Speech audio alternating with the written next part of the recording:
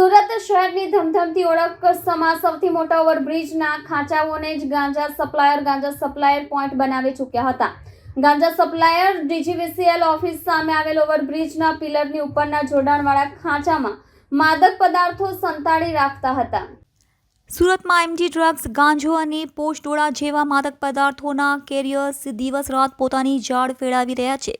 આ શખ્સો ગરીબ અને સામાન્ય માણસોને ટાર્ગેટ કરીને તેમનું નેટવર્ક વિસ્તારી રહ્યા છે. કાપોદ્રા પોલીસ ઇન્સ્પેક્ટર એમબી ઓસુરાએ માહિતી મળી હતી કે કાપોદ્રા ડીજીવીસીએલ કચેરીથી સામે આવેલા ઓવરબ્રિજની નીચે રહેતા અને પડ્યાપાતમાં રહેતા કેટલાક અસામાજિક તત્વો ગાંજાનું છૂટક વેચાણ કરે છે.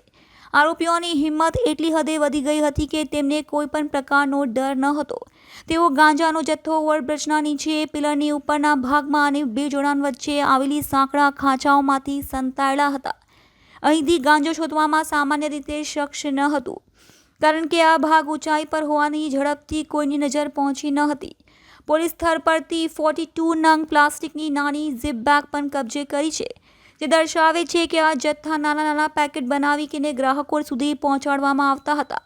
સુરતમાં ગાંજાનો બંધાનીઓ સામાન્ય રીતે ચાની લારીઓ કે પાનના ગલ્લાઓ પરથી આસાનીથી ગાંજો મેળવી લેતા હોય છે અને જાહેરમાં સિગરેટની ભરીને તેવું સેવન કરતા હોય છે. આ ધરપકડ બાદ પોલીસે હવે સમગ્ર નેટવર્કને તોડી કાઢવામાં પણ ધ્યાન કેન્દ્રિત કર્યું છે.